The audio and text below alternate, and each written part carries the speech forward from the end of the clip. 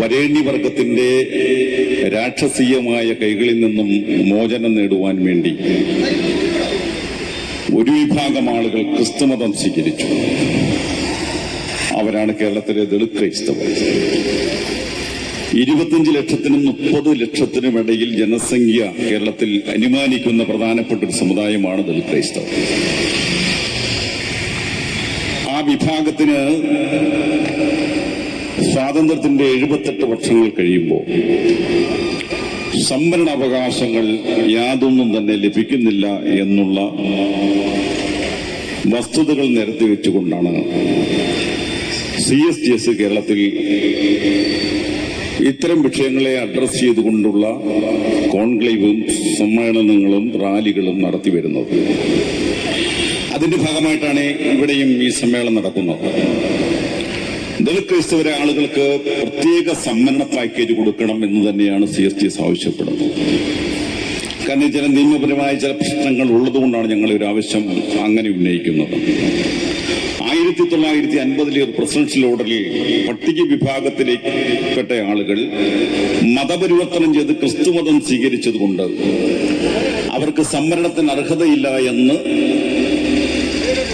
Parliament നിയമം പാസാക്കിയ ഒരു സാഹചര്യവും ആ നിയമത്തെ സുപ്രീം കോടതി, ഇന്ത്യയിലെ പരമോന്നത കോടതിയായ സുപ്രീം കോടതി അത് അംഗീകരിക്കുകയും മറ്റു കോടതികൾ അതിനെ ശരിവെക്കുകയും ചെയ്ത സാഹചര്യത്തിൽ ഈ സമുദായത്തിന് പിന്നെ ആകെ ലഭിക്കുന്നത് സംസ്ഥാനങ്ങളിൽ പ്രത്യേക സംവരണം ഏർപ്പെടുത്തുക എന്നുള്ളതാണ്, അവരുടെ പരിരക്ഷ ഉറപ്പാക്കുക എന്നുള്ളതാണ്. നമ്മുടെ തൊട്ടടുത്ത സംസ്ഥാനമായ തമിഴ്നാട്ടിൽ ദളിത് ക്രൈസ്തവർക്ക് പ്രത്യേക സംവരണ പാക്കേജ് ഏർപ്പെടുത്തുകയും അവർക്ക് പട്ടിക വിഭാഗങ്ങൾക്ക് ലഭിക്കുന്ന ആനുകൂല്യങ്ങൾ ലഭിക്കുകയും ചെയ്യുന്ന നിലയിലേക്ക് നമ്മുടെ അയൽ സംസ്ഥാനം തീരുമാനമെടുത്ത് നിയമസഭ പാസാക്കി ആ ആനുകൂല്യം അവർക്ക് ലഭിക്കുമ്പോൾ കേരളത്തിൽ മാറി മാറി വരുന്ന ഗവൺമെന്റുകൾ ഈ കാര്യത്തിൽ ശ്രദ്ധിച്ചില്ല, അല്ലെങ്കിൽ അശ്രദ്ധപരമായി ഇടപെട്ടു എന്നതിന്റെ കാരണം ദളിത് ക്രൈസ്തവ വിഭാഗങ്ങൾക്ക് വേണ്ടി സംസാരിക്കുവാനും ശബ്ദിക്കുവാനും നിയമസഭയിലോ പാർലമെന്റിലോ ആരുമില്ല എന്നുള്ള ഒരു വസ്തുതയാണ്. അങ്ങനെ ഇരിക്കുകയാണ് ഈ വിഭാഗത്തിന് കേരളത്തിൽ പ്രത്യേകമായ ഒരു സംവരണം ആവശ്യപ്പെട്ടുകൊണ്ടുള്ള CSGSന്റെ ഇത്തരത്തിലുള്ള സമ്മേളനം മുന്നോട്ട് വയ്ക്കുന്ന പ്രധാനപ്പെട്ട ആവശ്യം ഈ വിഭാഗത്തെ പരിഗണിച്ചുകൊണ്ടല്ലാതെ ഇനിയും സംസ്ഥാനത്ത് ആർക്കും മുന്നോട്ട് പോകാൻ കഴിയത്തില്ല എന്നുള്ളതാണ് ഞങ്ങൾ മുന്നോട്ട് വയ്ക്കുന്ന പ്രധാനപ്പെട്ട മുദ്രാവാക്യം. സംവരണത്തിന്റെ കാര്യം പറയുമ്പോൾ സംസ്ഥാന ഗവൺമെന്റ് പറയുന്നത് കേന്ദ്ര ഗവൺമെന്റാണ് സംവരണത്തെ കുറിച്ച് തീരുമാനിക്കുന്നത്.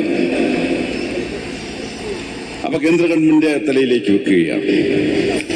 മന്ത്രിമാരെ കാണുമ്പോൾ, കേന്ദ്രമന്ത്രിമാരെ കാണുമ്പോൾ അവർ പറയുന്നു കോടതിയുടെ ഉത്തരവ് നിലനിൽക്കുന്നത് കൊണ്ട് ഇവർക്ക് സംവരണം കൊടുക്കാൻ കഴിയില്ല. ക്രിസ്തുമതം സ്വീകരിച്ചതിന്റെ പേരിൽ സകലവിധ ആനുകൂല്യങ്ങളും നഷ്ടപ്പെട്ടു പോയ സമുദായം വ്യത്യസ്തമായ സഭകളിലെ വിശ്വാസികളാണ്. അവരെല്ലാവരും ഇവിടെ വന്നിട്ടില്ല. വ്യത്യസ്ത സഭകളിലെ വിശ്വാസികളാണ്. ഈ റാന്നി നിയോജക മണ്ഡലത്തിന്റെ ജനസംഖ്യയും വോട്ടർ കണക്കെടുപ്പും കൃത്യമായി നടത്തിയാൽ 35 ലക്ഷത്തിലധികം ആളുകൾ ഈ റാന്നി നിയോജക മണ്ഡലത്തിൽ മാത്രം ദളിത് ക്രൈസ്തവരാണ് എന്നുള്ള വസ്തുത രാഷ്ട്രീയ പാർട്ടികൾ മറന്നുപോകുകയാണ്. തികച്ചും ന്യൂനപക്ഷമായ ചില ആളുകൾ ഇവിടുത്തെ MLA-മാരും MP-മാരും പഞ്ചായത്ത് മെമ്പർമാരും ജില്ലാ പഞ്ചായത്ത് മെമ്പർമാരും കെടുമാറുകയാണ്. ഈ റാന്നിയിലെ തന്നെ ഈ പഴവങ്ങാടി പഞ്ചായത്തിന്റെ ഒരു വാർഡിൽ നിരന്തരമായി ജയിച്ചുകൊണ്ടിരിക്കുന്ന പ്രധാനപ്പെട്ട ഒരു രാഷ്ട്രീയ പാർട്ടി ഇടതുപക്ഷ പാർട്ടിയാണ്. ആ പാർട്ടിയുടെ ആളുകൾ തന്നെ പറഞ്ഞു, ആ പാർട്ടിയിലുള്ള ദളിത് ക്രൈസ്തവർ തന്നെ പറഞ്ഞു, ഇനിയെങ്കിലും ഞങ്ങൾക്കൊരു സീറ്റ് തരണം, ഇനിയെങ്കിലും ഞങ്ങൾക്കൊരു സീറ്റ് തരണം, ഞങ്ങൾക്ക് ഭൂരിപക്ഷമുള്ള വാർഡിലാണ് ഞങ്ങൾ ചോദിക്കുന്നത്. പക്ഷേ നമ്മുടെ വിപ്ലവ രാഷ്ട്രീയ പാർട്ടി ആ സീറ്റ് കൊടുക്കാൻ തയ്യാറായില്ല. റാന്നിയിലെ ജനങ്ങൾക്കറിയാം ആ സീറ്റ് ഏതാണ്. ആ സീറ്റിൽ ഇടതുപക്ഷത്തിൽപ്പെട്ട ഒരു വനിതാ സ്ഥാനാർത്ഥിയെ മത്സരിപ്പിച്ചു. അവർക്ക് പിന്തുണ കൊടുത്തത് മറ്റൊരു മുന്നണിയാണ്, UDF മുന്നണിയാണ്. എന്താ സംഭവിച്ചത്? 40 വർഷത്തിലധികമായി ഒരേ പാർട്ടി ജയിക്കുന്ന വാർഡിൽ, ഈ പഴവങ്ങാടി പഞ്ചായത്തിലെ ആ വാർഡിൽ ദളിത് ക്രൈസ്തവ സ്ഥാനാർത്ഥിയെ ജയിപ്പിക്കുവാൻ അവിടുത്തെ ജനങ്ങൾ തീരുമാനിച്ചു. 82 വോട്ടിന് ചരിത്രത്തിൽ ആദ്യമായി ആ വാർഡ് മാറ്റി ചിന്തിക്കേണ്ടി വന്ന സാഹചര്യമുണ്ടായി. അതുകൊണ്ട് ഞാൻ പറഞ്ഞു വന്നത്, ദളിത് ക്രൈസ്തവരെ പരിഗണിക്കാതെ മുന്നോട്ട് പോയാൽ ചില വിജയപരാജയങ്ങളെയൊക്കെ തീരുമാനിക്കാനും ഈ പ്രസ്ഥാനത്തിന് കഴിയും, ദളിത് ക്രൈസ്തവർക്ക് കഴിയും, പട്ടിക വിഭാഗങ്ങൾക്ക് കഴിയുമെന്നാണ് ഈ ഒരു നമ്പർ കാണിക്കുന്നത്. ഇവിടെ തന്നെ പഴവങ്ങാടിയിൽ ജില്ലാ പഞ്ചായത്ത് ഡിവിഷൻ കഴിഞ്ഞതേ ഉള്ളൂ, 1-2 മാസമല്ലേ ഉള്ളൂ. ഇവിടെ ഇടതുപക്ഷ ജനാധിപത്യ മുന്നണി ഒരു ദളിത് ക്രൈസ്തവ വിഭാഗത്തെ ജില്ലാ പഞ്ചായത്തിലേക്ക് സ്ഥാനാർത്ഥിയാക്കി മത്സരിപ്പിക്കാൻ തീരുമാനിച്ചു. ആ തീരുമാനത്തെ ഞങ്ങൾ സ്വാഗതം ചെയ്തു. ഈ പഴവങ്ങാട് ഡിവിഷനിൽ ശ്രീ മോളയ്ക്കൽ മത്സരിക്കുമ്പോൾ ഈ പരാജയപ്പെട്ടാലും 1000 വോട്ടിന് പരാജയപ്പെടുമെന്നാണ് തീരുമാനിച്ചത്. ചില ആളുകൾ പറഞ്ഞു പരാജയപ്പെട്ടാലും 1000 വോട്ടിനെ പരാജയപ്പെടുള്ളൂ. പക്ഷേ ഈ പഴവങ്ങാട് ഡിവിഷനിലെ ജില്ലാ പഞ്ചായത്ത് സ്ഥാനാർത്ഥി ദളിത് ക്രൈസ്തവനെ മത്സരിപ്പിച്ചപ്പോൾ ഇടതുപക്ഷ ജനാധിപത്യ മുന്നണി പിന്തുണ കൊടുത്തു. MLA അടക്കമുള്ള ആളുകൾ ഇവിടെ പിന്തുണ കൊടുത്ത് മത്സരിപ്പിച്ചപ്പോൾ ആകെ ലഭിച്ചത് 40,000 വോട്ടുകൾ പോൾ ചെയ്ത ഇവിടെ ഇടതുപക്ഷ സ്ഥാനാർത്ഥിക്ക് ജില്ലാ പഞ്ചായത്ത് ഡിവിഷനിൽ ലഭിച്ചത് നിങ്ങൾ അറിയണോ? 9,000 അടുത്തോട്ട് മാത്രം. ജയിച്ച സ്ഥാനാർത്ഥിയുടെ ഭൂരിപക്ഷത്തിനടുത്തേക്ക് പോലും വരാൻ കഴിഞ്ഞില്ല. എന്തുകൊണ്ടാണ് ദളിത് ക്രൈസ്തവ സ്ഥാനാർത്ഥിയെ നിർത്തിയപ്പോൾ ഇടതുപക്ഷക്കാർ വോട്ട് ചെയ്യാതെ പോയത് എന്ന് റാന്നിയിൽ ചോദിക്കാതെ പോകുന്നത് ശരിയല്ല എന്നുള്ളത് കൊണ്ടാണ് വിഷയം പറഞ്ഞത്. 1-2 വിഷയങ്ങളുണ്ട്, അത് ചോദിക്കാതെ പോകാൻ കഴിയില്ല. ഇവിടെ ആനുകാലിക സംഭവവികാസങ്ങൾ ഇപ്പൊ കേരളം മുഴുവൻ ചർച്ച ചെയ്യപ്പെടുകയാണ്. നമ്മുടെ നിയമസഭയിലെ, നമ്മുടെ പാർലമെന്റിൽ ദളിത് ക്രൈസ്തവ വിഷയങ്ങളെ സംബന്ധിച്ച് ചർച്ച ചെയ്യാൻ MLA-മാരില്ലാത്ത നമുക്കൊരു പരിമിതിയാണ്. പട്ടികജാതി MLA-മാർ നിയമസഭയിലെ വിഷയങ്ങളെ സംബന്ധിച്ച് ഗൗരവമായി ചർച്ച ചെയ്യുന്നില്ല. അതുകൊണ്ട് തന്നെ പലപ്പോഴും ദളിത് ക്രൈസ്തവ സംവരണ വിഷയത്തെ സംബന്ധിച്ച് മറ്റ് MLA-മാർ സംസാരിക്കേണ്ട സാഹചര്യമാണ് നിലനിൽക്കുന്നത്. അങ്ങനെ ഇരിക്കുമ്പോഴാണ് നമ്മുടെ മാധ്യമങ്ങൾ, നമ്മുടെ പത്രങ്ങൾ നിരന്തരമായി ചർച്ച ചെയ്യപ്പെടുന്ന വിഷയങ്ങൾ കേരളത്തിൽ നിരവധിയാണ്. ആ വിഷയങ്ങളിലേക്കൊന്നും പോകാൻ സമയമില്ലാത്തതിലേക്ക് ഞാൻ കടക്കുന്നില്ല. ആ ചർച്ചയിൽ എന്താണ് കഴിഞ്ഞ കാലങ്ങളിൽ നമ്മൾ കേട്ടത്? ശബരിമലയിൽ സ്വർണ്ണമടിച്ചുകൊണ്ട് പോയ കഥ റാന്നിയിൽ പറയാതെ പോയാൽ പോകാൻ കഴിയില്ല. ശബരിമലയിലെ സ്വർണം മോഷണം പോയിരിക്കുന്നു. തന്ത്രി കുടുംബം ശബരിമലയിൽ പൂജ ചെയ്യുന്നതും മറ്റു കാര്യങ്ങൾക്കും തന്ത്രി കുടുംബത്തിന് മാത്രമേ അവകാശമുള്ളൂ. അതിനെ ചോദ്യം ചെയ്തിട്ടുണ്ട് ഞങ്ങൾ. പക്ഷെ അതിൽ കാര്യമില്ല. കാരണം അവിടുത്തെ പാചക തൊഴിലാളി ആരായിരിക്കണമെന്ന് അവിടെ ഇടതുപക്ഷ ഗവൺമെന്റ് സർക്കുലർ ഇറക്കിയപ്പോൾ ആ പാചക തൊഴിലാളി ആദ്യ ബ്രാഹ്മണനായിരിക്കണമെന്നാണ് സർക്കുലർ വന്നത്. സർക്കാർ ശമ്പളം കൊടുക്കുന്ന ദേവസ്വം ബോർഡിലെ പാചകക്കാരൻ പോലും ബ്രാഹ്മണനായിരിക്കണമെന്ന് നിയമം ആലേഖനം ചെയ്യുന്ന സംസ്ഥാനത്താണ് നമ്മൾ ജീവിച്ചുകൊണ്ടേയിരിക്കുന്നത്. അവിടെയാണ് കേരളത്തിലെ പാർശ്വവൽക്കരിക്കപ്പെട്ട ആളുകൾ ഇപ്പോഴും സമരരംഗത്താണ്. ഭൂമിക്ക് വേണ്ടി സമരം ചെയ്യുന്നു, അവകാശങ്ങൾക്ക് വേണ്ടി സമരം ചെയ്യുന്നു, സംവരണത്തിന് വേണ്ടി സമരമുഖത്താണ് ഈ ജനവിഭാഗം.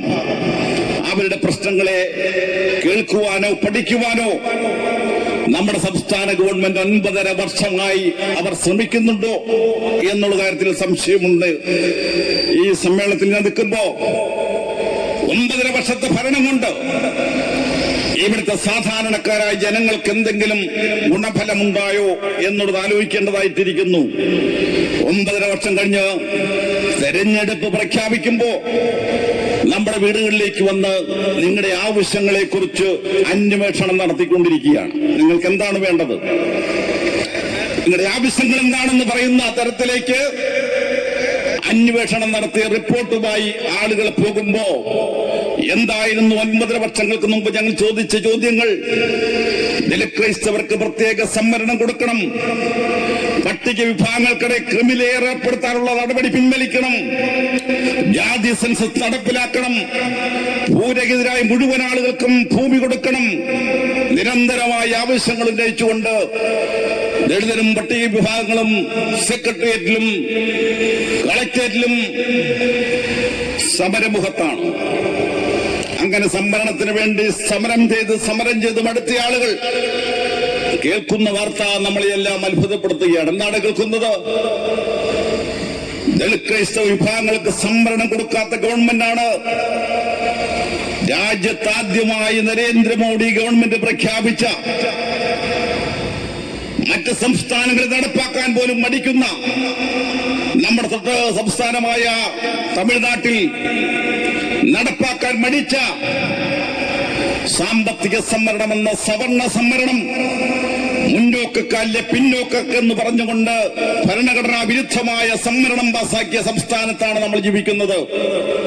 അവിടെയാണ് നമ്മൾ പറയുന്നത്, ദളിത് ക്രൈസ്തവരുടെ വിഷയം നിങ്ങൾ എന്തുകൊണ്ട് അഡ്രസ് ചെയ്യാതെ പോയി? അവർക്ക് സംവരണം കൊടുക്കാതെയാണ് മുന്നോക്ക വിഭാഗത്തിലെ പിന്നോക്കർന്ന ഓമന പേരിട്ടുകൊണ്ട് സംവരണം 10% EWS കൊടുത്തത്. ആ ഗവൺമെന്റാണ് നമ്മുടെ മുമ്പിൽ ഈ 2024 തെരഞ്ഞെടുപ്പിൽ പറയുന്നത്, നിങ്ങളുടെ എല്ലാ ആവശ്യങ്ങളും പരിഹരിച്ചിട്ടുണ്ട്, എല്ലാ വിഷയങ്ങളും പരിഹരിച്ചു, ഇനി പരിഹരിക്കാൻ വിഷയങ്ങളൊന്നുമില്ല, നിങ്ങൾ വീണ്ടും മൂന്നാമതൊന്നുകൂടെ ഞങ്ങളെ കയറ്റണമെന്നാ പറയുന്നത്. അതിനെക്കുറിച്ച് ഞങ്ങൾ ആലോചിച്ചുകൊണ്ടിരിക്കുക, കയറ്റണം. ഇതുവരെ ഞങ്ങൾ കയറ്റി, നീ ഇറക്കുന്ന ജോലി അത് ഞങ്ങൾ ഏറ്റെടുക്കേണ്ടി വന്നാൽ ഇറക്കുക തന്നെ ചെയ്യുമെന്നാണ് റാന്നിയിൽ എനിക്ക് സൂചിപ്പിക്കാനുള്ളത്. നമുക്ക് കയറ്റാനില്ല, ഇറക്കാനും അറിയാം. ഈ തെരഞ്ഞെടുപ്പ് രംഗത്ത് ഒരുപാട് വാർത്തകളാണ് നമ്മൾ കേൾക്കുന്നത്. ഈ തെരഞ്ഞെടുപ്പ് രംഗത്ത് മതവിദ്വേഷം വളർത്തുന്ന ഒരുപാട് പ്രസ്താവനകൾ, നമ്മുടെ മന്ത്രിമാർ വരെ ജാതിപരമായിട്ടാണ് ഇടപെടുന്നത്. എത്ര സീറ്റാണ് മുസ്ലിങ്ങൾക്കുള്ളത്? എത്ര സീറ്റിലാണ് മുസ്ലിങ്ങൾ ജയിച്ചിട്ടുള്ളത്? മറ്റ് സമുദായങ്ങൾക്ക് അവിടെ യാതൊരുവിധ പരിഗണനയില്ലെന്ന് പറയുന്ന മന്ത്രിയോട് ഞാൻ ചോദിക്കട്ടെ, 63,000-ലധികം മെമ്പർഷിപ്പുള്ള CPM, അതിനടുത്ത് മെമ്പർഷിപ്പുള്ള മറ്റിതര കമ്മ്യൂണിസ്റ്റ് പാർട്ടികൾ, കോൺഗ്രസ് പാർട്ടി ഉൾപ്പെടെ, അവരുടെ പാർട്ടിയിൽ ഈ സമുദായത്തിന് എന്താണ് പരിഗണന കൊടുത്തിട്ടുള്ളത്? നിങ്ങൾ ആ ലിസ്റ്റും കൂടെ നമുക്ക് നോക്കണ്ടേ? 14 ജില്ലാ കമ്മിറ്റികളിൽ എത്ര ആളുകളാണ് പട്ടികജാതിക്കാരുള്ളത്? എത്ര ആളുകളാണ് ദളിത് ക്രൈസ്തവരുള്ളത്? ഞങ്ങളും ചോദിക്കാൻ പോവാ. നിങ്ങൾ തന്നെ അങ്ങ് ചോദിച്ചു നോക്കുകയല്ലോ. ഞങ്ങൾ കൂടെ പേരൊന്നും അറിയണ്ടേ? നിങ്ങളുടെ ഏരിയ കമ്മിറ്റിയിൽ എത്ര പേരുണ്ട് ഞങ്ങൾ? നിങ്ങളുടെ ലോക്കൽ കമ്മിറ്റിയിൽ എത്ര പേരുണ്ട് ഞങ്ങൾ? മന്ത്രി സജി ചെറിയാൻ അങ്ങനെ ചോദിച്ചാൽ ഞങ്ങൾക്കും ചില ചോദ്യങ്ങൾ ഇവിടെ ചോദിക്കേണ്ടി വരുന്നു എന്നുള്ളത് ഖേദകരമാണ്. നമ്മുടെ മന്ത്രിമാർ പോലും ഇവിടെ വിവേചനം കാണിച്ചുകൊണ്ടിരിക്കുകയാണ് ഒരു സമൂഹത്തോട്. ഇപ്പോൾ നമ്മുടെ മന്ത്രിമാർ ചില പ്രബലമായ സമുദായങ്ങളുടെ പുറകെ നടക്കുകയാ. ആരാണ് പ്രബലമായ സമുദായങ്ങൾ? ഇപ്പോൾ നാം കാണുന്ന വാർത്ത എന്താണ്? ഇവിടെ NSSന്റെ ജനറൽ സെക്രട്ടറിയാണ് കേരളം ആര് ഭരിക്കണമെന്ന് തീരുമാനിക്കുന്നത് എന്ന് അവരാണ് പറയുന്നത്. NSS തീരുമാനിച്ചാൽ കേരളം ആര് ഭരിക്കണമെന്ന് അതാണ് ഇവിടുത്തെ നയം, പ്രഖ്യാപിത നയം എന്നാണ് ചില ആളുകൾ പറയുന്നത്. ചില മാധ്യമങ്ങൾ ഏറ്റുപിടിക്കുന്നുണ്ട്. NSSും SNDPയും കൂടി ഇപ്പോ ഒരു ഐക്യം ഉണ്ടാക്കിയിട്ടുണ്ട്. നല്ല കാര്യമാണ്. ഹൈന്ദവ ഐക്യം എന്നാണ് അതിന് പേരിട്ടിരിക്കുന്നത്. ആദ്യം ഈ സമുദായ നേതാക്കന്മാർ പറഞ്ഞു, നായാടി മുതൽ നമ്പൂതിരി വരെയുള്ള മുഴുവൻ ആളുകളെ ഞങ്ങൾ ചേർത്ത് പിടിക്കാൻ പോവുകയാണ്. നായാടി മുതൽ നമ്പൂതിരി വരെ ഉള്ള മുഴുവൻ ആളുകളെയും ചേർത്ത് പിടിക്കാൻ ശ്രമിച്ച ആളുകൾ ഇപ്പോഴിതാ പറയുന്നു, SNDPയും NSSും തമ്മിൽ ഐക്യമുണ്ടാക്കിയിരിക്കുന്നു. അതുകൊണ്ട് കേരളത്തിലെ പ്രബലമായ രാഷ്ട്രീയ പാർട്ടി പറയുന്നത്, കേരളത്തിലെ പ്രബലമായ ഭരണകക്ഷി പറയുന്നത്, NSSും SNDPയും ഞങ്ങളോടൊപ്പം ഉണ്ടെങ്കിൽ ഇതാ വീണ്ടും ഞങ്ങൾ അധികാരത്തിൽ വരാൻ പോകുന്നുവെന്ന അഹന്തയുമായി നടക്കുന്ന ആളുകളോട് ഞങ്ങൾ പറയട്ടെ, ഈ കേരള സംസ്ഥാനം ആര് ഭരിക്കണമെന്ന് തീരുമാനിക്കുന്നത് NSS SNDP മാത്രമല്ലായിരിക്കുമെന്ന് അടിവരയിടുവാനാണ് ഞാൻ ഈ സമ്മേളനത്തിൽ പ്രഖ്യാപിക്കുന്നത്. അവർ മാത്രം തീരുമാനിച്ചാൽ മാറുന്ന ഭരണം അല്ല കേരളത്തിലുള്ളത്. അവർ വിചാരിക്കുന്നത് ഇവിടുത്തെ അധികാരവും സമ്പത്തും സ്വത്തും മുഴുവൻ പങ്കിടുന്ന പ്രബലമായ സമുദായമാണ് NSS SNDPയും. അവരാണ് തീരുമാനിക്കുന്ന ആര് ജയിക്കണം ആര് തോക്കണമെന്ന്. മറ്റു സമുദായങ്ങൾ തീരുമാനിക്കണ്ടേ? കേരളത്തിലെ ദളിതരായ ആളുകൾ, ദളിത് ക്രൈസ്തവരായ ആളുകൾ എന്നും രാഷ്ട്രീയ പാർട്ടിയുടെ അന്ധമായ വോട്ടുകുത്തികളാണെന്നും അവരുടെ പോസ്റ്റർ ഒട്ടിക്കുന്ന ആളുകളാണെന്നും അവർക്ക് വേണ്ടി സിന്താബ വിളിക്കുന്ന ആളുകളാണെന്നും ഉള്ള വിചാരം നിങ്ങൾക്ക് വേണ്ട. ആ വിചാരം നിങ്ങൾ വെച്ച് പുലർത്തി മുന്നോട്ട് പോയാൽ നിങ്ങൾക്ക് ഈ ജനവിഭാഗങ്ങളുടെ ഇടയിൽ നിന്നും കനത്ത തിരിച്ചടിയേക്കേണ്ടി വരും എന്നാണ് ഈ ദളിത് ക്രിസ്ത്യൻ കോൺക്ലേവിൽ എനിക്ക് പ്രഖ്യാപിക്കാനുള്ളത്. അതുകൊണ്ട് കേരളത്തിന്റെ ഭരണം തീരുമാനിക്കുന്നത് ഏതെങ്കിലും പ്രബലമായ രണ്ട് സമുദായങ്ങൾ, ഉന്നതരായ സാമ്പത്തിക ശേഷിയുള്ള വിദ്യാഭ്യാസ സ്ഥാപനങ്ങളും ഭൂസ്വത്വമുള്ള ആളുകൾ തീരുമാനിക്കുന്നത് പോലെ കേരളം പോകുന്നു എന്ന് പറഞ്ഞാൽ അങ്ങനെ പോകേണ്ട സംസ്ഥാനമാണോ കേരളമെന്ന് നമ്മൾ ഇത്തരുണത്തിൽ ചിന്തിക്കേണ്ടതായിട്ടുണ്ട്. അതുകൊണ്ട് കേരളത്തിന്റെ രാഷ്ട്രീയ ഭൂപടത്തിൽ കേരളത്തിലെ ദളിതരായ ആളുകൾക്ക് വലിയ പ്രാധാന്യമുണ്ട് എന്ന് പറയുവാൻ ഞാൻ സമയം ഉപയോഗിക്കുകയാണ്. കാരണം പാർട്ടിയിൽ നിൽക്കുന്ന ദളിതരെ സംബന്ധിച്ചോളം ഇതൊരു വിഷയമല്ല. അവരെന്ത് പറഞ്ഞാലും ശരി, പാർട്ടിക്ക് തന്നെ വോട്ട് കുത്തുന്ന അവസ്ഥയിലേക്ക് കാര്യങ്ങൾ പോവുകയാണ്. ഞാൻ കഴിഞ്ഞ ദിവസം രാജ്യത്ത് നടന്ന ഒരു വലിയ സംഭവം, അമേരിക്ക വെനസ്വേലയ്ക്കെതിരെ വലിയ കലാപം അഴിച്ചുവിട്ടു.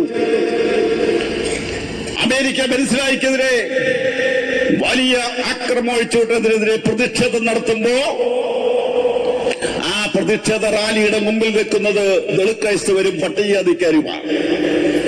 അവരാരും ദളിത് ക്രൈസ്തവ സംവരണത്തിന് വേണ്ടി സമരമുഖത്തില്ല. അവരാരും പട്ടികജാതി വിഭാഗങ്ങളുടെ വിഷയങ്ങൾക്കില്ല. എന്നിട്ട് മാറി നിന്ന് ജാതി സംഘടനയെ കുറ്റപ്പെടുത്തുക. ജാതി സംഘടനയാണെന്നാണ് പറയുന്നത്. ആ ജാതി സംഘടനയുടെ പുറകെയാണ് നമ്മുടെ ആളുകൾ സഞ്ചരിക്കുന്നത് എന്ന് ഈ കഴിഞ്ഞ ദിവസം നമ്മൾ കണ്ടു. NSSന്റെ ജനറൽ സെക്രട്ടറി പത്രസമ്മേളനം നടത്തുകയാണ്. ഞാൻ അത്ഭുതപ്പെട്ടു പോയി. NSSന്റെ ജനറൽ സെക്രട്ടറിയുടെ പത്രസമ്മേളനത്തിനിടയിൽ അദ്ദേഹം പറയുന്നു, ഒരു മന്ത്രി വിളിക്കുന്നു. ഞാൻ മന്ത്രിയുടെ പേരൊന്നും പറയത്തില്ല. മന്ത്രി വിളിക്കുക. ഒരു സമുദായ നേതാവിനെ എന്തിനു വിളിക്കുന്നു മന്ത്രി? ഇവിടുത്തെ സമുദായ പ്രമാണിമാരുടെ പുറകെ നടക്കുന്ന ആളുകളോട് ഞങ്ങൾക്ക് സൂചിപ്പിക്കാനുള്ളത്, കേരളത്തിലെ 30 ലക്ഷത്തിലധികം വരുന്ന പട്ടിക വിഭാഗങ്ങൾ, 30 ലക്ഷത്തിലധികം വരുന്ന ക്രൈസ്തവർ, ആദിവാസി വിഭാഗങ്ങൾ, അവരുടെ ശബ്ദത്തെ നിങ്ങൾ തിരസ്കരിച്ചു. കഴിഞ്ഞ കുറെ കാലമായി ഞങ്ങൾ നിങ്ങളോടൊപ്പം ചേർന്ന് നിന്ന സമുദായമാണ്. നിങ്ങൾക്ക് മാറി മാറി കുത്തിയ സമുദായമാണ്. പക്ഷേ ഈ സംസ്ഥാന ഗവൺമെന്റിൽ നിന്നും, ഈ തുടർ ഭരണത്തിൽ നിന്നും ദളിതർക്കും പട്ടിക വിഭാഗങ്ങൾക്കും യാതൊരു നീതിയും ലഭിച്ചിട്ടില്ല എന്നാണ് ഈ സമ്മേളനത്തിൽ എനിക്ക് സൂചിപ്പിക്കാനുള്ളത്. ബഹുമാന്യ സണ്ണിയം കവിക്കാട് വിവരിപ്പുണ്ട്. അദ്ദേഹം കേരളത്തിലെ എല്ലാ വിഷയങ്ങളെ സംബന്ധിച്ചും ചർച്ച ചെയ്യപ്പെടുന്ന പ്രമുഖനായ ഒരു ചിന്തകനാണ്. അദ്ദേഹത്തിന്റെ പ്രഭാഷണം ഇവിടെ നടക്കേണ്ടതുള്ളതുകൊണ്ട് ഞാൻ ഉദ്ഘാടന പ്രസംഗത്തിൽ വിരമിക്കുകയാണ്. ബഹുമാന്യ സണ്ണിയം കവിക്കാടിന്റെ പേര് ഈ അടുത്ത കാലത്ത് പ്രധാനപ്പെട്ട ഒരു മുന്നണി ചർച്ച ചെയ്തിട്ടുണ്ട്. ഞങ്ങൾക്കതിൽ വലിയ സന്തോഷമുണ്ട്. CK ജാനുവിന്റെ പേര് ഒരു പ്രധാനപ്പെട്ട മുന്നണി ചർച്ച ചെയ്തിട്ടുണ്ട്. ഞങ്ങൾക്കതിൽ അഭിമാനമേ ഉള്ളൂ. ഈ ജനവിഭാഗങ്ങളുടെ വിഷയങ്ങൾ പറയുന്ന ആരുടെയെങ്കിലും പേര് ചരിത്രത്തിൽ ആദ്യമായി മുന്നണികൾ ചർച്ച ചെയ്യാൻ നിമിത്തമായി എന്ന് പറയുന്നത് തന്നെ നമ്മുടെ ചരിത്ര വിജയത്തിന്റെ ഭാഗമാണ്. അതാണ് നമ്മൾ വിലയിരുത്തേണ്ടത്. ഇന്നലകളിൽ സണ്ണിയം കവിക്കാടിന്റെ പേര് ചർച്ച ചെയ്തില്ലെങ്കിൽ ഇന്ന് കേരളത്തിലെ പ്രധാനപ്പെട്ട ഒരു മുന്നണി അദ്ദേഹത്തിന് ഒരു സീറ്റുമായി ബന്ധപ്പെട്ട് ചർച്ച നടക്കുന്നുണ്ടെങ്കിൽ മാധ്യമങ്ങളോട് ശ്രദ്ധിച്ചിട്ടുള്ള വിഷയമായതുകൊണ്ട് അതിലേക്ക് കടക്കുന്നില്ല. കാരണം അതൊരു ചർച്ച മാത്രമേ ഇപ്പൊ നടക്കുന്നുള്ളൂ. അദ്ദേഹം പട്ടിക വിഭാഗത്തിൽപ്പെട്ടയാളാണ്. പക്ഷേ നമ്മുടെ സോഷ്യൽ മീഡിയക്കാർ സമ്മതിക്കുകയില്ല. അതൊക്കെ പെന്തക്കോസുകാരനാണെന്നാണ് പറയുന്നത്. കഴിഞ്ഞ ദിവസം വേറൊരാൾ പെന്തക്കോസ് എന്ന് മാറി ഇപ്പൊ സാൽവേഷൻ ആർമിയിലാണെന്ന് തോന്നുന്നു. അപ്പൊ ചർച്ച ഇങ്ങനെ പോയി ഏതായാലും കൊള്ളാം, അദ്ദേഹത്തിന് അറിയാത്ത ആളുകൾ കൂടി പറഞ്ഞു. ആ ചർച്ച അങ്ങനെ പൊക്കോട്ടെ, അദ്ദേഹത്തിന് എവിടെ സീറ്റ് കൊടുത്താലും അതിന്റെ മുൻപന്തിയിൽ CSTS എന്ന പ്രസ്ഥാനം അടിയുറച്ചുണ്ടാകുമെന്നൂടെ പ്രഖ്യാപിക്കുകയാണ്. ഒരു കാര്യത്തിൽ ഞങ്ങൾക്ക് ഉറപ്പാണ്, ഒരവസരം കിട്ടി നിയമസഭയിൽ ചെന്നാൽ പട്ടികജാതിക്കാരന്റെ വിഷയം ആദ്യമായിട്ടൊന്ന് കേൾക്കാവല്ലോ, കേട്ടിട്ട് ജാകാവല്ലോ എന്നൊരു സന്തോഷമുണ്ട്. ഇതുവരെ പോയിട്ടുള്ള 16 എണ്ണം, ഈ 16 എണ്ണം അവിടെ പോയി എന്നാത്തിന് 16 അവിടെ ഇരുന്നെന്ന് എനിക്കറിയത്തില്ല. ഒരക്ഷരം പോലും പട്ടികജാതിക്കാരുടെ 158 കോടി രൂപ ലാപ്സാക്കി ആരും ചോദിക്കുന്നില്ല. പട്ടികവിഭാഗങ്ങൾക്കെതിരെ തെരുവുകളിൽ അക്രമം ഉണ്ടാകുന്നു, ആരും ചോദിക്കുന്നു. നിയമസഭയിൽ ഉറങ്ങാൻ നേരം വരില്ല, ഉറങ്ങുന്ന 16 പേർ നിയമസഭയിലിരിക്കുമ്പോ പുതിയതായിട്ട് ചെല്ലുന്ന ആളുകളിൽ ഉറങ്ങാത്ത 16 പേര് ചെല്ലണമെന്ന് ആഗ്രഹിക്കുന്ന സംഘടനയാണ് CSTS. ആ വിഭാഗങ്ങളുടെ കാര്യങ്ങൾ പറയാൻ അവസരം സംയമം കവിക്കാരന് കിട്ടിയാൽ കേരളത്തിന്റെ ചരിത്രത്തിൽ മഹാൻ അയ്യങ്കാളി പ്രജാസഭയിൽ ഉന്നയിച്ച വിഷയങ്ങൾ ഇന്നും നമുക്ക് കേൾക്കാൻ കഴിയും. ഒരു സംശയവും ആർക്കും വേണ്ട. പ്രജാസഭയിൽ മഹാൻ അയ്യങ്കാളി എന്നപ്പോ ആളുകൾ ചോദിച്ചു, അങ്ങയുടെ ആദ്യത്തെ പ്രസംഗം എന്തായിരിക്കും? അദ്ദേഹം പറഞ്ഞു, എന്റെ ആദ്യത്തെ പ്രസംഗം എന്റെ വിഭാഗത്തിൽപ്പെട്ട ആളുകൾക്ക് ഭൂമി കൊടുക്കണമെന്ന് അദ്ദേഹം പ്രസംഗിച്ചത്. ഇപ്പൊ ചില ആളുകൾ പറഞ്ഞു എന്റെ കാര്യങ്ങൾ എങ്ങനെയാണെന്ന് ചോദിക്കുന്ന കാലഘട്ടത്തിലാണ് അയ്യങ്കാളി പറഞ്ഞു, എന്റെ സമുദായത്തിന് ഭൂരഹിതരാണ്, അവർക്ക് ഭൂമി കൊടുക്കണമെന്നാണ് പറഞ്ഞത്. അങ്ങനെ ഭൂമി കൊടുക്കണമെന്ന് പറഞ്ഞ മഹാത്മാ അയ്യങ്കാളിയുടെ ആദ്യത്തെ പ്രസംഗം ഭൂമിക്ക് വേണ്ടിയാണ് അദ്ദേഹം പ്രസ്താവന നടത്തിയ നിയമസഭാ ചരിത്ര രേഖകളിലുണ്ടത്. ആ ഭൂമി അന്ന് ചോദിക്കുമ്പോൾ ദിവാൻ പറഞ്ഞു 500 ഏക്കർ സ്ഥലം അനുവദിക്കാം, 500 ഏക്കർ സ്ഥലം അനുവദിക്കാമെന്ന് പറഞ്ഞ ദിവാൻ വീണ്ടും ചോദ്യങ്ങൾ ഉയർന്നപ്പോൾ പറയുന്നത് 500 ഏക്കർ സ്ഥലം ഇപ്പൊ കൊടുക്കാനായിട്ട് ശകലം താമസമുണ്ട്. എന്താ കാരണം? ആ 500 ഏക്കർ സ്ഥലത്ത് മുഴുവൻ വലിയ മരങ്ങളാണ്. ആ മരങ്ങൾ വെട്ടിമാറ്റിയതിനു ശേഷം കൊടുക്കാവുന്ന, കാരണം പട്ടികജാതിക്കാരൻ ഈ മരം കൂടെ കൂട്ടി കൊടുത്താൽ നന്നായി പോയെങ്കിലോ. അയ്യങ്കാളി പറഞ്ഞത് ശരിയില്ല. പിന്നീട് ഈ ഭൂമി കൊടുക്കാതെ വന്നപ്പോൾ വീണ്ടും മഹാത്മാ അയ്യങ്കാളി പ്രജാസഭയിൽ ചോദിച്ചു, എന്തുകൊണ്ടാണ് ഈ ഭൂമി കൊടുക്കാൻ താമസിക്കുന്നത്? അദ്ദേഹം പറയുകയാണ്, ദിവാൻ നൽകിയ ഉത്തരം, അത് 250 ഏക്കർ ആരോ കയ്യേറിക്കൊണ്ട് പോയത്. 250 ഉള്ളൂ. സന്നിസർ അതേക്കുറിച്ച് പറയും. നമ്മളിവിടെ നിൽക്കുന്ന റാന്നിക്കടുത്ത് ഒരു 5000 ഹെക്ടർ ഭൂമി ചില ആളുകൾ ഇതുപോലെ കയ്യേറിക്കൊണ്ടിരിക്കുക, റബ്ബർ വെട്ടിക്കൊണ്ടിരിക്കുക. സഭയുടെ മേലധ്യക്ഷന്മാരായതുകൊണ്ട് പല രാഷ്ട്രീയ പാർട്ടികൾക്കും അതിനായി വിമർശിക്കാൻ കഴിയില്ല. ഇവിടെ ഭൂമിക്ക് വേണ്ടി ആളുകൾ ചെങ്ങറയിലും അരിപ്പയിലും സമരമുഖത്ത് നിൽക്കുമ്പോഴാണ് ഭൂരഹിതരായ ആളുകൾ കൊടുക്കാൻ വേണ്ടി 5000-ലധികം ഹെക്ടർ ഭൂമി നമ്മുടെ ഈ ഡിവിഷനിൽ കിടക്കുകയാണ്. ആ ഭൂമി കൈവശപ്പെടുത്തി കുറെ ആളുകൾ അത് അനുഭവിച്ചുകൊണ്ടിരിക്കുമ്പോൾ ആ ഭൂമി കൊടുക്കാൻ കഴിയാതെ ഈ ജനവിഭാഗങ്ങൾക്ക് സംസ്ഥാന ഗവൺമെന്റ് ഇപ്പൊ പറയുന്നത്, ഈ ഗവൺമെന്റ് പറയുന്നത് ഞങ്ങൾ ഈ പാവപ്പെട്ട ആളുകൾക്ക് വേണ്ടി 5 ലക്ഷം വീട് കൊടുത്തു. എവിടെയാ? ആകാശം മുട്ടി നിൽക്കുന്ന ഫ്ളാറ്റുകൾ കെട്ടി 450 സ്ക്വയർ ഫീറ്റ് ഉള്ള ചെറിയ വീട് കൊടുത്തിട്ട് പറയുന്നു ഞങ്ങൾ ഭൂരഹിതരായ മുഴുവൻ ആളുകൾക്ക് ഭൂമി കൊടുത്തിട്ടാണ് അവർ പറയുന്നത്. അതിനെക്കുറിച്ച് സണ്ണി സാറ് പറയുമെന്നത് ഉള്ളത് കൊണ്ട് അതിലേക്ക് കടക്കുന്നില്ല. ഏതായാലും പട്ടികജാതിക്കാരെ ആളുകൾ ഇപ്പൊ പറയുന്നത് ആ വീട് കിട്ടിയതുകൊണ്ട് ഒരു ഗുണമുണ്ടായി. ഏറ്റവും മുകളിൽ താമസിക്കുന്ന ആളുകൾക്ക് ടെറസിന്റെ മണ്ടേ കയറിയിരിക്കുമ്പോ വിമാനം പോകുന്നത്, പ്ലെയിൻ പറന്നു പോകുന്നത് ഭംഗിയായി കാണാമെന്നാണ് ഒരു നിരീക്ഷണമായിട്ട് ചില ആളുകൾ കണ്ടുപിടിച്ചിരിക്കുന്നത്. അപ്പൊ ഭൂമിക്ക് വേണ്ടി സമരം നടത്തുമ്പോൾ നമുക്ക് ഫ്ലാറ്റ് തരിക, നമ്മൾ ചോദിക്കുന്ന ചോദ്യങ്ങൾക്ക് ഉത്തരം തരാതെ നമ്മുടെ സമുദായ പ്രസ്ഥാനങ്ങളെ മുഴുവൻ അടിച്ചൊതുക്കിക്കൊണ്ട് മുന്നോട്ട് പോകാൻ ശ്രമിക്കുന്ന കഴിഞ്ഞ 9 വർഷത്തെ ദുർഭരണം, ആ ദുർഭരണത്തിന് അറുതി വരുത്തുവാൻ ഈ രാജ്യത്തെ അടിസ്ഥാന വർഗങ്ങൾ തീരുമാനിച്ചാൽ അത് റാന്നിയിൽ ഉൾപ്പെടെ നടപ്പാക്കാൻ കഴിയുന്ന സംഘടനയാണ് CSTS എന്ന് ഇവിടുത്തെ രാഷ്ട്രീയ പാർട്ടികൾ മറന്നുപോകാൻ പാടില്ല. അതുകൊണ്ട് വിവേചനങ്ങൾക്കെതിരെ നടത്തുന്ന ഈ ഐതിഹാസികമായ സമരമുഖത്താണ് CSTS. ദലിത് ക്രിസ്ത്യൻ വിഷയത്തിലേക്കാണ് ഞാൻ വരുന്നത്. ദലിത് ക്രൈസ്തവരുടെ സമ്മേളന വിഷയത്തിൽ സംസ്ഥാന ഗവൺമെന്റ് യാതൊന്നും ചെയ്തു കൊടുത്തില്ല. അതിനെക്കുറിച്ച് ചർച്ച ചെയ്യാൻ തയ്യാറല്ല. ഇവിടെ ചില പുരോഹിതന്മാരുമായിട്ട് ചർച്ചയുണ്ട്, NSSുമായി ചർച്ചയുണ്ട്, SNDPയുമായി ചർച്ചയുണ്ട്. ഞങ്ങൾക്ക് വിരോധമൊന്നുമില്ല. പക്ഷേ ക്രൈസ്തവരായ ആളുകളുടെ വിഷയങ്ങൾ വേണ്ടവിധം പരിഹരിക്കാൻ കഴിയാത്ത സംസ്ഥാന ഗവൺമെന്റ് കനത്ത വില നൽകേണ്ടി വരും. 2026 നിയമസഭാ തെരഞ്ഞെടുപ്പിലെന്ന് അടിവരയിട്ട് റാന്നി സമ്മേളനത്തിൽ പ്രഖ്യാപിച്ചുകൊണ്ട് ദലിത് ക്രൈസ്തവരുടെ സമ്മേളനാവകാശങ്ങൾ പുനഃസ്ഥാപിക്കുന്നതുവരെ കേരളത്തിലെ ഏറ്റവും വലിയ മുന്നേറ്റ പ്രസ്ഥാനം CSTS തെരുവുകളിൽ ഇന്നും ആയിരക്കണക്കിന് ആളുകളെ ഇറക്കി പരിപാടി നടത്താൻ കഴിയുന്ന എല്ലാ നിയോജക മണ്ഡലങ്ങളിലും സംഘശക്തിയുള്ള ഈ പ്രസ്ഥാനം അതിശക്തമായി തന്നെ മുന്നോട്ട് പോകും എന്ന് പ്രഖ്യാപിച്ചുകൊണ്ട് ഇവിടെ നടന്നു വരുന്ന ദലിത് ക്രിസ്ത്യൻ കോൺക്ലേവിന് സമാപനം കുറിച്ചുകൊണ്ടുള്ള പ്രൗഢഗംഭീരമായ നിങ്ങളുടെ ഈ പ്രകടനവും ഈ സമ്മേളനത്തിനും എല്ലാവിധ